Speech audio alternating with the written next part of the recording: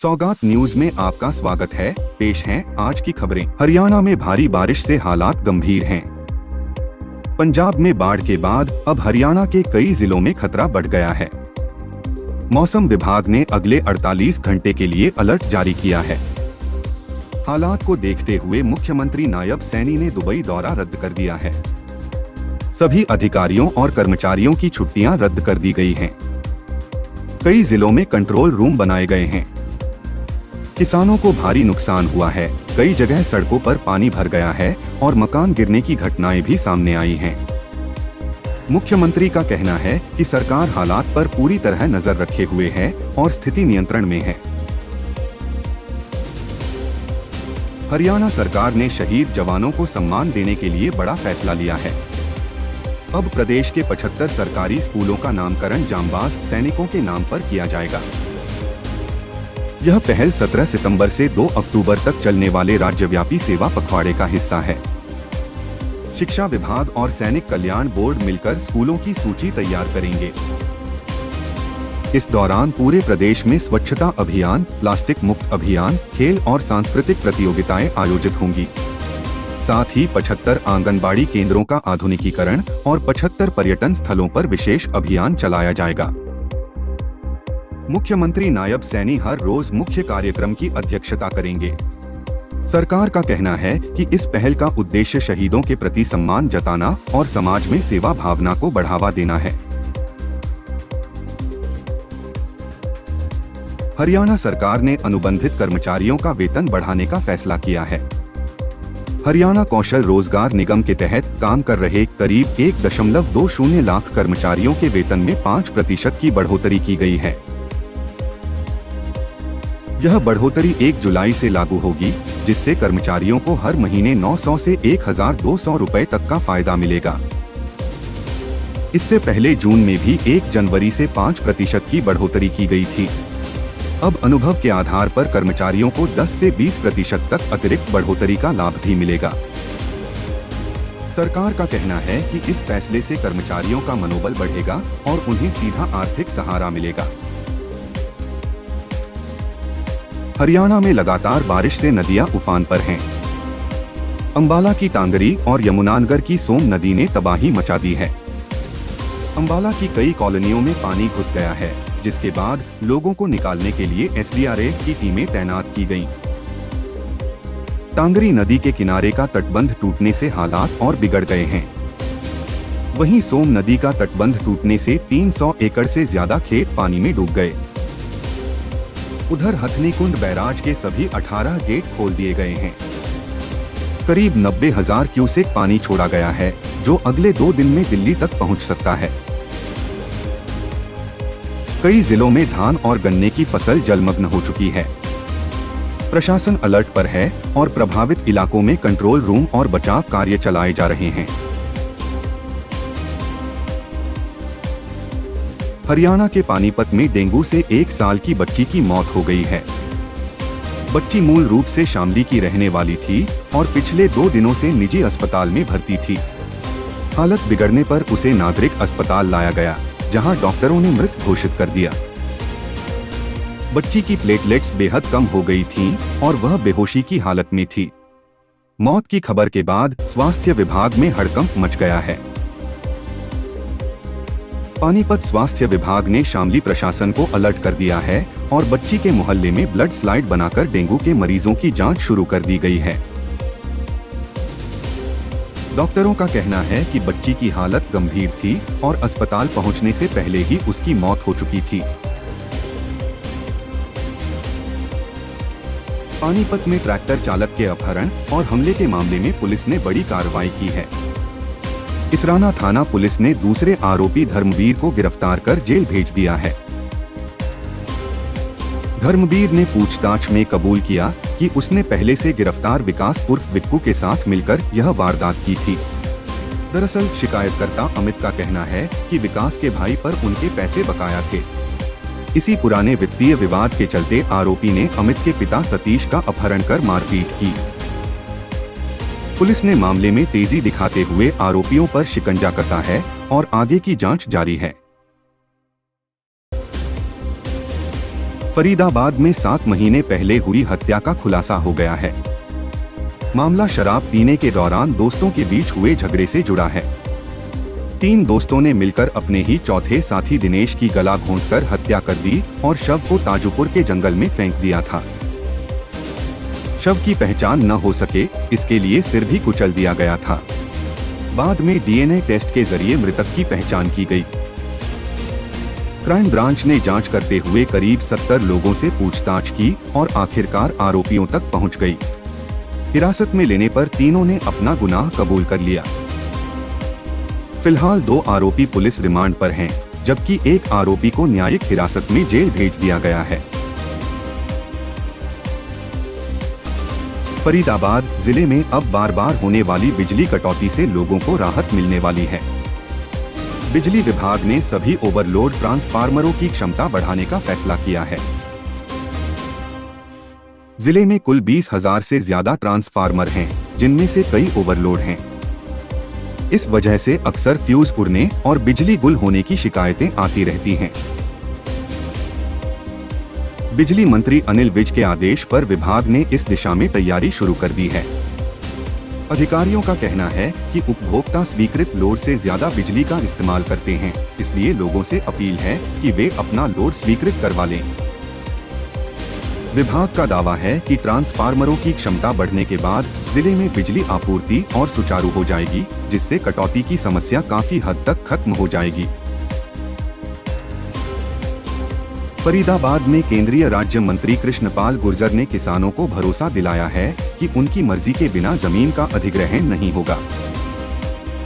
उन्होंने कहा कि अगर कोई किसान 1 एकड़ जमीन सरकार को देता है तो उसे उसी सेक्टर में 1200 गज का प्लॉट मिलेगा, जिसमें 1000 गज रिहायशी और 200 गज वाणिज्यिक जमीन शामिल होगी। सरकार नए सेक्टरों के विकास के लिए कई गांवों को चिन्हित कर रही है, लेकिन किसानों की सहमति अनिवार्य होगी। मंत्री ने साफ किया कि अब जबरन अधिग्रहण का जमाना खत्म हो चुका है। किसान चाहे तो अपनी जमीन ऑफर कर सकते हैं, वरना जमीन उनके पास सुरक्षित रहेगी। यह आश्वासन तिगाम विधानसभा क्षेत्र के किसानों के साथ बैठक के दौरान दिया गया। फरीदाबाद में यमुना नदी का जलस्तर फिर से बढ़ गया है। ओखला बैराज से ज्यादा पानी छोड़े जाने के बाद बसंतपुर और आसपास के गांवों में खेतों और घरों में पानी भर गया है। प्रशासन ने अलर्ट जारी कर लोगों को नदी किनारे से दूर रहने की हिदायत दी है। खासकर दत्सिया, लालपुर, अलीपुर और शाहजहांपुर जैसे गांवों में निगरानी बढ़ा दी गई है। स्थिति इसलिए और गंभीर हो गई है क्योंकि बसंतपुर की अवैध कॉलोनियों में पानी घुस गया है, जिससे सैकड़ों लोग बेघर हो गए हैं। प्रशासनिक टीमें लगातार हालात पर नजर रख रही हैं और लोगों को सुरक्षित जगहों पर शिफ्ट किया जा रहा है। सिंचाई विभाग का कहना है कि जलस्तर बढ़ना चिंता की बात है, लेकिन स्थिति पर पूरी निगरानी रखी जा रही है। हरियाणा के फतेहाबाद में पति ने पत्नी पर जानलेवा हमला कर दिया। पुलिस ने आरोपी पति बिरजू को गिरफ्तार कर लिया है। पीड़िता रेखा ने बताया कि 15 अगस्त को खाना बनाते समय पति ने शराब के लिए पैसे मांगे। मना करने पर उसने लकड़ी के बिंडे से कई बार किए। गंभीर हालत में महिला को पहले फतेहाबाद अस्पताल और फिर अग्रोहा रेफर किया गया, जहां डॉक्टरों ने उसके शरीर पर 16 चोटें पाई। घटना के वक्त शोर सुनकर बेटा और पड़ोसी मौके पर पहुंचे, लेकिन तब तक आरोपी फरार हो गया था। फिलहाल पुलिस ने उसे काबू कर लिया है और आगे की जांच जारी है। गुरुग्राम में 60 वर्षीय बुजुर्ग को हनी ट्रैप में फंसाकर ब्लैकमेल करने वाले गिरोह का पर्दाफाश हुआ है। 2 महिलाओं ने पहले दोस्ती की और फिर उन्हें संबंध बनाने के लिए उकसाया। इसके बाद दुष्कर्म का आरोप लगाकर 10 लाख रुपए की मांग की गई। गिरोह में एक वकील भी शामिल था, जिसने रुपए न देने पर गंभीर नतीजे भुगतने की धमकी दी। पीड़ित ने पूरे मामले की रिकॉर्डिंग कर सबूत जुटाए और पुलिस को सौंपे। जांच के बाद पुलिस ने वकील कुलदीप मलिक समेत 2 महिलाओं को गिरफ्तार कर लिया है। बताया जा रहा है कि यह गिरोह हरियाणा के कई जिलों में सक्रिय था। फिलहाल आरोपियों से पूछताछ जारी है और पुलिस मामले की गहराई से जांच कर रही है। गुरुग्राम एसटीएफ ने मुठभेड़ के बाद रोहित गोदारा गैंग के इनामी शूटर को गिरफ्तार कर लिया है। यह बदमाश महेंद्रगढ़ जिले का रहने वाला था और उस पर राजस्थान पुलिस ने 25,000 रुपए का इनाम घोषित किया हुआ था। बालियावास के पास एसटीएफ ने नाकेबंदी की तो आरोपी ने पुलिस पर फायरिंग कर दी। जवाबी कार्रवाई में उसके पैर में गोली लगी और उसे दबोच लिया गया। बदमाश को इलाज के लिए रोहतक पीजीआई रेफर किया गया है। पकड़ा गया आरोपी कई सालों से रोहित गोदारा गैंग के लिए काम कर रहा था और राजस्थान, हरियाणा समेत कई राज्यों में वारदातों को अंजाम दे चुका है। पुलिस अब उससे उसके गैंग के नेटवर्क और साथियों के बारे में पूछताछ करेगी। हरियाणा सरकार ने जेलों में बंद कैदियों के भविष्य को संवारने की बड़ी पहल की है। प्रदेश की 5 जेलों में अब बंदियों को 12 नए स्किल डेवलपमेंट कोर्स करने का मौका मिलेगा। गुरुग्राम की भोंडसी जेल में तो कंप्यूटर इंजीनियरिंग डिप्लोमा कोर्स भी शुरू किया जा रहा है, जिसके लिए 29 कैदियों ने पंजीकरण कराया है। इसके अलावा प्लम्बर, बिल्डिंग और कंप्यूटर एप्लीकेशन जैसे कोर्स में भी बंदियों ने दाखिला लिया है। कारागार मंत्री डॉक्टर अरविंद शर्मा ने भोंडसी जेल का निरीक्षण किया और कहा कि सजा पूरी करने के बाद बंदियों को समाज की मुख्य धारा में वापस लाना ही सरकार का उद्देश्य है। उन्होंने जेल अधीक्षक को यह भी निर्देश दिए कि कैदियों द्वारा बनाए गए लकड़ी के सामान की कैटलॉग प्रकाशित कराई जाए, ताकि उनका हुनर बाहर की दुनिया तक पहुंच सके। हिसार के नारनौल स्थित डाटा स्वास्थ्य केंद्र में प्रसव के दौरान एक महिला की मौत हो गई। 23 वर्षीय महिला की मौत अत्यधिक रक्तस्राव से हुई। मृतका के पति ने अस्पताल स्टाफ और डॉक्टर पर गंभीर लापरवाही का आरोप लगाया है। उनका कहना है कि समय रहते मरीज को रेफर नहीं किया गया, बल्कि बच्चेदानी पर कट लगाया गया, जिससे रक्तस्राव और बढ़ गया। स्थिति बिगड़ने के बाद महिला को देर रात अग्रोहा मेडिकल कॉलेज रेफर किया गया, लेकिन इलाज के दौरान उसकी मौत हो गई। महिला के परिजनों ने दोषियों के खिलाफ सख्त कार्रवाई की मांग की है। वहीं पुलिस ने मामले की जांच शुरू कर दी है और पोस्टमार्टम के बाद शव परिजनों को सौंप दिया गया है। हरियाणा के हिसार जिले के कुंभाखेड़ा गांव स्थित कस्तूरबा गांधी बालिका विद्यालय में पिछले 30 दिनों से बिजली सप्लाई ठप है। यहां पढ़ने वाली करीब 75 छात्राएं अंधेरे में पढ़ाई करने को मजबूर हैं। स्थिति इतनी खराब है कि स्कूल परिसर में सांप निकलने लगे हैं, जिससे खतरा और बढ़ गया है। गांव के सरपंच ने बिजली विभाग के अधिकारियों पर गंभीर लापरवाही का आरोप लगाया है। छात्रावास की सुविधा भी अभी शुरू नहीं हो पाई है, जिसके कारण बच्चियां पूरी तरह स्कूल की सुविधाओं का लाभ नहीं ले पा रही हैं। हालांकि बिजली निगम का कहना है कि रविवार से सप्लाई बहाल कर दी जाएगी और किसी भी तरह की परेशानी नहीं आने दी जाएगी। सिरसा से सांसद कुमारी सैलजा ने प्रदेश में बाढ़ की स्थिति के लिए सीधे तौर पर सरकार को जिम्मेदार ठहराया है। उनका कहना है कि मौसम विभाग ने भारी बारिश की पहले ही चेतावनी दे दी थी, लेकिन सरकार ने कोई तैयारी नहीं की। उन्होंने आरोप लगाया कि मानसून से पहले नहरों और नालों की सफाई तक नहीं कराई गई, जिसका खामियाजा आज जनता भुगत रही है। सैलजा ने सिरसा और आसपास के प्रभावित इलाकों का दौरा कर हालात का जायजा भी लिया। उनका कहना है कि सरकार सिर्फ दावे कर रही है, जबकि राहत कार्यों में देरी हो रही है। उन्होंने प्रशासन से मांग की है कि तुरंत ठोस कदम उठाए जाएं, ताकि किसानों और ग्रामीणों को किसी बड़ी अनहोनी से बचाया जा सके। सिरसा के ओढ़ा इलाके के गांव रोहिडाम वाली में बीती रात एक मकान की छत अचानक गिर गई। हादसे में एक महिला और उसकी 2 बेटियां मलबे में दब गईं। पड़ोसियों ने तुरंत तीनों को बाहर निकाला, लेकिन तब तक बड़ी बेटी की मौत हो चुकी थी। महिला और दूसरी बेटी को गंभीर हालत में अस्पताल में भर्ती कराया गया है, जहां दोनों खतरे से बाहर हैं। बताया जा रहा है कि छत काफी पुरानी थी और लगातार बारिश से कमजोर हो गई थी। इसी कारण यह हादसा हुआ। मृतका का अंतिम संस्कार गमगीन माहौल में कर दिया गया। यमुनानगर में एक युवक से विदेश भेजने का झांसा देकर 5 लाख रुपए ठग लिए गए।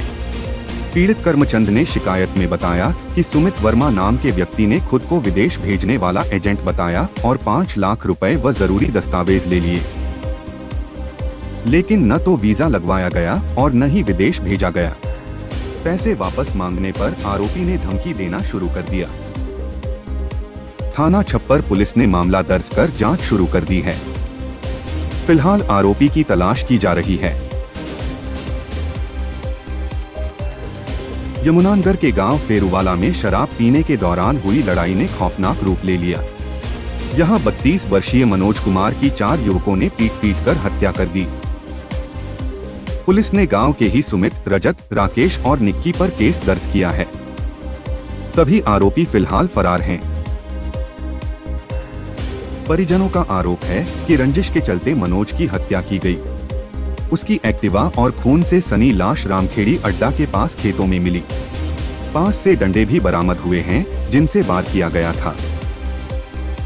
डीएसपी ने बताया कि पोस्टमार्टम हो चुका है और आरोपियों की तलाश में पुलिस की टीमें जुटी हुई हैं।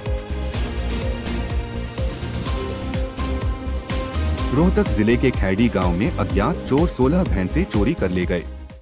इनकी कीमत करीब 12 लाख रुपए बताई जा रही है। दरअसल पशुपालकों ने मच्छरों से बचाने के लिए भैंसों को रात में तालाब में छोड़ा था, लेकिन सीसीटीवी फुटेज में साफ दिखा कि चोर रात करीब 1:19 पर भैंसों को दादरी जिले की ओर ले जा रहे थे। उनके पीछे एक गाड़ी और बाइक भी दिखाई दी। गांव वालों का कहना है कि पहले भी इलाके में भैंस चोरी की घटनाएं हो चुकी हैं। फिलहाल पुलिस मामले की जांच कर रही है। रोहतक के पाड़ा मोहल्ला में 12 साल की बच्ची नैन्सी ने आत्महत्या कर ली। पुलिस ने पोस्टमार्टम कराया जिसमें आत्महत्या की ही पुष्टि हुई है। नैन्सी ने 5वीं कक्षा के बाद पढ़ाई छोड़ दी थी और घर पर अपनी मां के साथ रहती थी। परिवार का कहना है कि वह इंस्टाग्राम काफी चलाती थी और पढ़ाई में उसका मन नहीं लगता था। घटना के समय नैन्सी की मां ड्यूटी से लौटी थी। छोटे बेटे ने कमरे की ओर बुलाया, जहां मां ने देखा कि नैन्सी फंदे से लटकी हुई है। फिलहाल पुलिस मामले की जांच कर रही है। रेवाड़ी जिले में डेंगू का प्रकोप तेजी से बढ़ रहा है। औसतन हर दिन 5 से 6 नए मामले सामने आ रहे हैं। स्वास्थ्य विभाग ने जांच के दौरान 1916 घरों में डेंगू का लार्वा मिलने पर नोटिस जारी किए हैं। सबसे ज्यादा मामले रेवाड़ी अर्बन इलाके में मिले हैं। इसके अलावा बावल, खोल और मीरपुर में भी मरीज बढ़ रहे हैं। जिले में अब तक 115 लोग डेंगू से संक्रमित पाए गए हैं, जिनमें से 34 मरीजों को अस्पताल में भर्ती होना पड़ा। राहत की बात यह है कि अभी तक किसी की जान नहीं गई है। स्वास्थ्य विभाग ने लोगों से अपील की है कि घरों में साफ सफाई रखें, पानी जमा न होने दें और कूलर टंकियों की नियमित सफाई करें। अधिकारियों का कहना है कि थोड़ी सी सावधानी बरतकर डेंगू से बचाव संभव है। नून के कोटा खंडेवला अरावली क्षेत्र में 10 फीट लंबा अजगर मिलने से ग्रामीणों में दहशत फैल गई। यह अजगर शुक्रवार रात एक फार्म हाउस में घुस आया और वहां पाली जा रही 7 मुर्गियों का शिकार कर लिया। सुबह कर्मचारियों ने अजगर को देखा तो तुरंत वन्य जीव विभाग को सूचना दी। टीम मौके पर पहुंची और करीब 2 घंटे की मशक्कत के बाद अजगर को सुरक्षित रेस्क्यू कर अरावली के संरक्षित क्षेत्र में छोड़ दिया गया। वन विभाग ने बताया कि अजगर पूरी तरह स्वस्थ है और अक्सर भोजन की तलाश में जंगल से बाहर निकल आते हैं। लोगों से अपील की गई है कि ऐसे मामलों में घबराएं नहीं, तुरंत वन विभाग को सूचित करें। मेवात के पुन्हाना इलाके के 110 गांवों में पिछले 15 दिनों से पानी की आपूर्ति ठप है। वजह है यमुना नदी में आई बाढ़, जिसके चलते महोली गांव के पास बने बोर पानी में डूब गए हैं और कनेक्शन टूट गया है। हालात ऐसे हैं कि लोगों को अब टैंकरों से पानी खरीदना पड़ रहा है। कई जगह महिलाओं को सिर पर पानी ढोना पड़ रहा है, जिससे उनकी दिनचर्या और जेब दोनों पर असर पड़ रहा है। बाढ़ से पहले महोली से रोजाना 20 MLD पानी की आपूर्ति होती थी, लेकिन फिलहाल जल स्वास्थ्य विभाग का कहना है कि यमुना का जलस्तर कम होने तक सप्लाई बहाल नहीं हो पाएगी। तब तक लोगों को टैंकरों पर ही निर्भर रहना होगा। महेंद्रगढ़ जिले की 8 गौशालाओं को हरियाणा गौ सेवा आयोग की ओर से 1 करोड़ 16 लाख रुपए का अनुदान मिला है। यह राशि मंडी अटेली में स्वास्थ्य मंत्री आरती राव के कार्यालय में आयोजित कार्यक्रम के दौरान चेक के रूप में वितरित की गई। इस अनुदान से गौशालाओं में गोवंश की देखभाल, चारा पानी और शेड निर्माण की सुविधाएं बेहतर होंगी। गौशाला प्रबंधकों ने मंत्री आरती राव के प्रयासों की सराहना की और कहा कि इस सहयोग से पशुपालन और गौ संरक्षण को नई मजबूती मिलेगी। कार्यक्रम में कई जनप्रतिनिधि और सामाजिक कार्यकर्ता भी मौजूद रहे। सभी ने इसे क्षेत्र के लिए महत्वपूर्ण कदम बताया। हरियाणा के मुख्यमंत्री नायब सिंह सैनी ने राहुल गांधी पर निशाना साधा है। उन्होंने कहा कि प्रधानमंत्री नरेंद्र मोदी की स्वर्गीय माता पर की गई टिप्पणी के लिए राहुल गांधी को पूरे देश से माफी मांगनी चाहिए। सीएम सैनी ने कहा कि बिहार की वही पवित्र धरा, जहां सीता माता का जन्म हुआ और भगवान बुद्ध ने मानवता का संदेश दिया, वहीं ऐसी टिप्पणी करना दुर्भाग्यपूर्ण है। उनका कहना है कि भारत की तरक्की विपक्ष को रास नहीं आ रही, इसलिए वे इस तरह की बातें कर रहे हैं। इस मौके पर मुख्यमंत्री ने कुरुक्षेत्र में स्वच्छता अभियान और पौधरोपण कार्यक्रम में भी हिस्सा लिया। साथ ही उन्होंने कहा कि हरियाणा खिलाड़ियों को सबसे अधिक पुरस्कार देने वाला राज्य है और सरकार ने अब तक खिलाड़ियों को 593 करोड़ रुपए के इनाम दिए हैं। करनाल में राज्य स्तरीय रोजगार मेले में केंद्रीय मंत्री मनोहर लाल ने पूर्व सीएम भूपेंद्र हुड्डा पर कटाक्ष किया। उन्होंने कहा, अगर हुड्डा जी बेरोजगार हो गए हैं तो मैं उन्हें रोजगार दिलवाने को तैयार हूं। मनोहर लाल ने कहा कि कांग्रेस नेता लगातार प्रदेश की कानून व्यवस्था और घोटालों की बात करते हैं, लेकिन असल में उनके पास करने को कोई काम नहीं है। रोजगार मेले में उन्होंने जानकारी दी कि हरियाणा से युवाओं को सही तरीके से विदेश भेजा जा रहा है। अब तक 200 युवाओं को इजरायल भेजा जा चुका है और अमेरिका में 500 पशु चिकित्सकों की मांग भी आई है। उन्होंने कहा कि सरकार स्वरोजगार को भी बढ़ावा दे रही है और युवाओं को मुद्रा योजना जैसी योजनाओं का लाभ उठाना चाहिए।